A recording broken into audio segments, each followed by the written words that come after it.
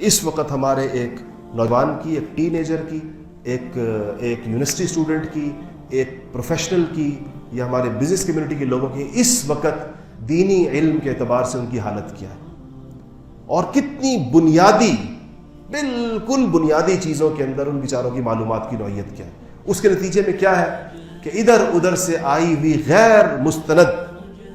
جو کچھ بھی آ گیا، کسی نے واٹس ایپ پر کوئی چیز بھیج دی، کسی نے فیس بک پر کچھ دیکھ لیا، کسی نے کسی کی ٹویٹ دیکھ لی، کسی نے کوئی ویب سائٹ کھول لی،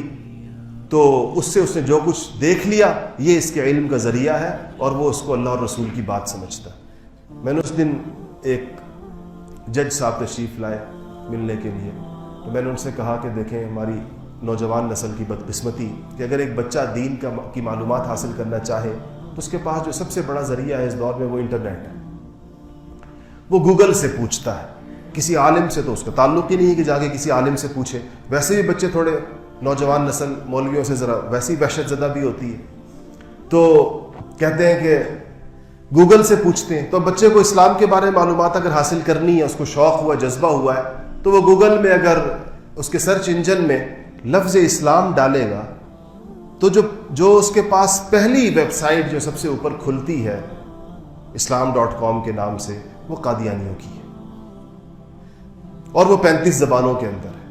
اور اس کا لے آؤٹ اور اس کا جو اس کا نظام ہے، ظاہر بات ہے ان کے پاس تو پیسے اور وسائل بے تحاشا ہے، وہ اتنی دلچسپ ہے اور اس کے اندر اتنی رنگا رنگی ہے کہ شاید وہ بچہ اس کے بعد کسی اور پر جائے ہی نہ، اسی کے اندر وہ گھومتا رہے۔ اور اگر وہ اس کو واقعی اسلام کا پیغام سمجھ کر دیکھ رہا ہے تو آپ سوچیں کہ جب وہ اس سے نکلے گا تو اس کے ایمان کی کیفیت کیا ہوگی۔ اور یہی سب سے مستند ترین ذریعہ اس وقت ہے، اور جتنا ہمارا وقت گزر رہا ہے، ہم ایک ڈیجیٹل ایج کی طرف بڑھ رہے ہیں، آنے والے وقتوں کے اندر یہ اسمارٹ ڈیوائسز اور بھی زیادہ اسمارٹ ہو جائیں گی، یہ اور بھی زیادہ آسان ہو جائیں گی، سستی بھی ہو جائیں گی۔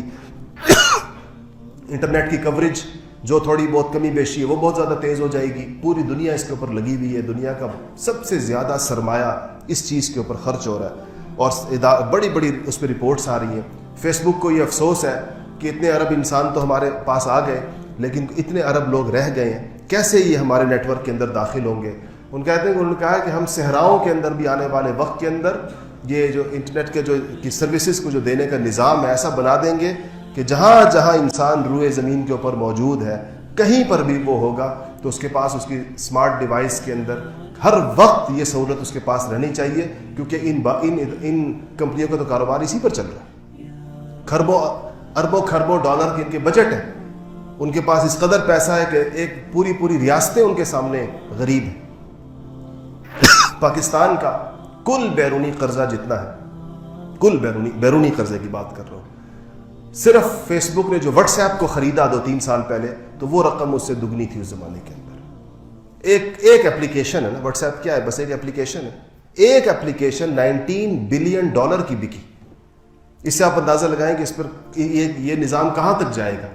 لیکن ہمیں جو ہمارے سوچنے کی اور فکر کرنے کی چیز ہے کہ نظام تو وہاں تک جائے گا اور دنیا بھی اس کے ساتھ مربوط ہوگی، ہماری نسلوں کا کیا بنے گا؟ مسلمانوں کے بچوں کا کیا بنے گا؟ اگلی نسلیں جو اس دور میں آنکھیں کھولیں گی، جن کے پاس یہی ذرائع صرف ہوں گے، نہ وہ کسی عالم کو جانتے ہوں گے، نہ وہ کسی دینی چیز سے مربوط ہوں گے، نہ والدین ان کی تربیت کے اندر اس چیز کو ضروری سمجھتے ہوں گے، وہ نسلیں اس دور میں تو جن لوگوں کے جن کی یہ ایجادات ہیں، جنہوں نے ٹیکنالوجی کو یہاں تک پہنچایا ہے، جو اس کے اندر تحقیق کر رہے ہیں، جو اس میں آگے بڑھ رہے ہیں، اس کی باغ ڈور تو ان کے ہاتھوں میں رہے گی۔ جس پیغام کو وہ دینا چاہیں گے دیں گے، جس پیغام کو وہ روکنا چاہیں گے وہ روکیں گے، کیونکہ جس کی دیکھیں پچ جس کی ہوتی ہے تو وہ کھیل اس کے ہاتھ کے اندر ہوتا ہے۔ اس لیے ہمارے یہاں کہتے ہیں نا ہوم گراؤنڈ کی پچ ہے، کہ گھر اپنے ملک کی پچ ہے تو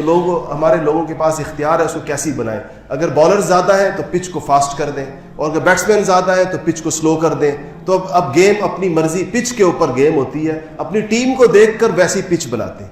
تاکہ ہماری ٹیم جیت سکے۔ لیکن اگر آپ پرائی کسی جگہ پر جا رہے ہیں تو آپ کو ایک اور پچ پہ کھیلنا پڑتا ہے۔ وہ ہو سکتا ہے کہ وہ ہو سکتا نہیں بلکہ یقینی بات ہے کہ وہ آپ کی موافق نہیں ہوگی۔ تو یہ جو دنیا میں ٹیکنالوجی کی پچ ہے، یہ تو ہم تو سوئے رہے 150-200 سالوں تو ہم نے نہیں بنائی، یہ جنہوں نے بنائی ہے اس پر کھیل ان کی مرضی کا ہوگا۔ اس کے اندر انہی کی ٹیمیں رہیں گی جو لوگ اس کے موجد ہیں، جو اس کے بانی ہیں، جو اس کے اوپر جنہوں نے اس پر محنت کی ہے. اور اس میں جو آپ کے اور میرے لیے سوال رہے گا وہ یہی رہے گا کہ ہماری نسلوں کا کیا ہوگا. ہم میں سے کوئی شخص بھی اس بات کا تصور کرے تو اس کا کلیجہ منہ کو آئے گا کہ میرے گھر سے اور میری اولادوں سے اسلام رخصت ہو جائے.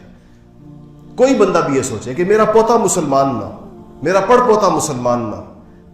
میں بھی ایک اخبار اچانک ایک ویب سائٹ میں نے کھولی تو ایک بہت مشہور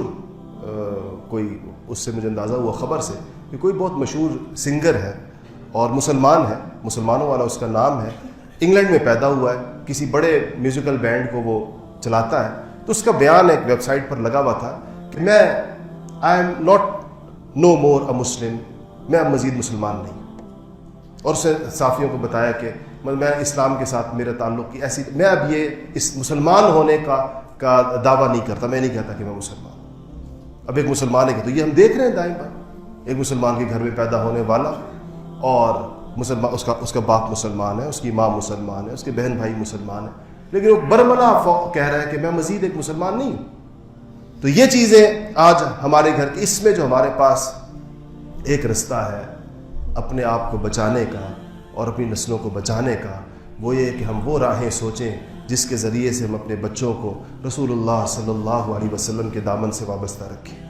آپ کی نبوت قیامت تک کے لیے ہے اور قیامت تک کے زمانوں تک کے لیے ہے، اور قیامت تک اس کے اندر وہ تاثیر ہے جو آپ کی ظاہری حیات کے اندر تھی. جب آپ خود بنفس نفیس مدینہ کی مسجد نبوی کے اندر تشریف فرما تھے تو جو اس دین میں تاثیر اللہ پاک نے رکھی تھی، آپ کی شخصیت کے اندر جو کشش اللہ پاک نے رکھی تھی، آپ کے اس دنیا سے ظاہری پردہ فرما جانے کے بعد بھی وہ برقرار اور بحال ہے. اگر وہ برقرار اور بحال نہ ہوتی تو اللہ اور نبی بھیجتا. یہ جو اللہ نے نبی نہیں بھیجا اس لیے کہ آپ کی نبوت کا سورج جو ہے اس سورج نے چمکنا ہے صبح قیامت تک. ہم نے اپنے آپ کو اس کے ساتھ وابستہ رکھنا ہے. اللہ مجھے اور آپ کو عمل کی توفیق نصیب فرمائے.